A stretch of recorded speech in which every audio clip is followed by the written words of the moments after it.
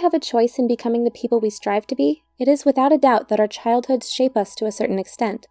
How we choose to react to different situations and the way we express ourselves are behavioral patterns that are formed starting at a young age when we first begin to learn how to make sense of our immediate environment. Marriage and family counselors Dr. Milan and Kay Yerkovic discovered that everyone has a certain love style based on their upbringing. A love style is comprised of our tendencies and inclinations of how we respond to our romantic partners. By understanding how we love, we can learn how our love styles affect our relationships.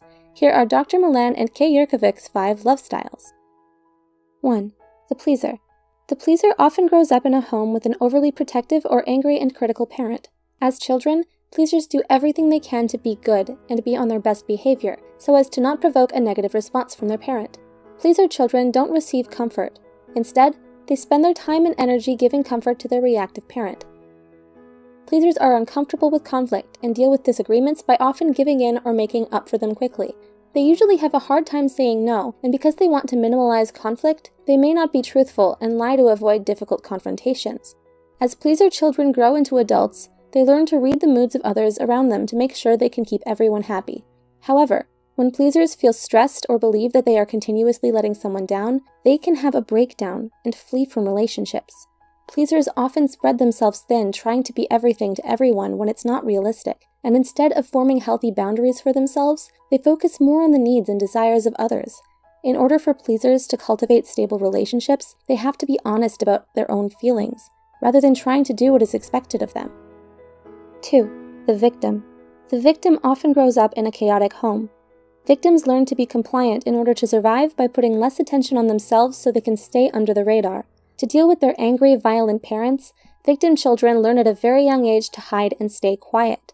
Because being fully present is painful for them, victim children often build an imaginary world in their heads to cope with the dangers they face on a daily basis. Victims have low self-esteem and usually struggle with anxiety and depression. They may end up marrying controllers who mirror the same behaviors as their parents. Victims learn to cope by being adaptable and going with the flow.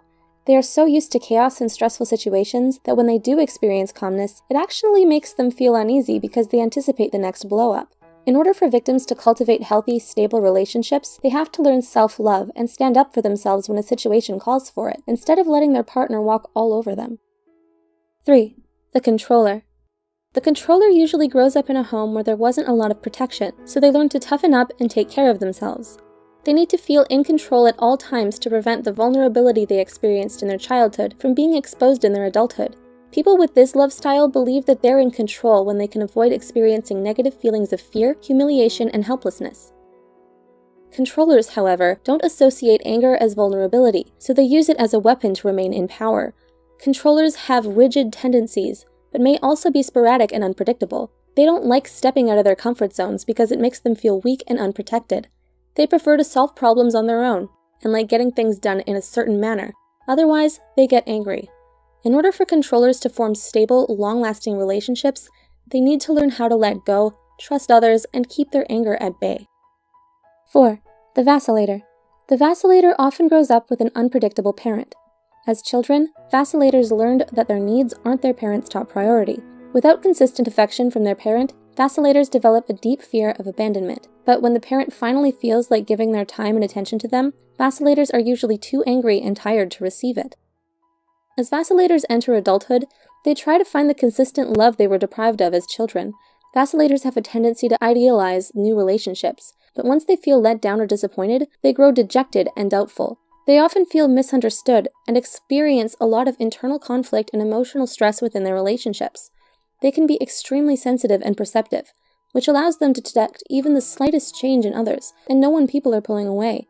In order for vacillators to cultivate healthy, stable relationships, they need to learn how to pace themselves and get to know someone before committing too soon and getting hurt by their own expectations.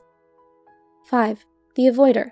The avoider often grows up in a less affectionate home that values independence and self-reliance. As children, avoiders learn to take care of themselves starting at a very young age and put their feelings and needs on hold to deal with their anxieties of having little to no comfort from their parents. Avoiders tend to like their space and rely on logic and detachment more than their emotions. They get uncomfortable when people around them experience intense mood swings. In order for avoiders to cultivate healthy, long-lasting relationships, they need to learn how to open up and express their emotions honestly. Which love style do you identify with? Please share your thoughts with us below.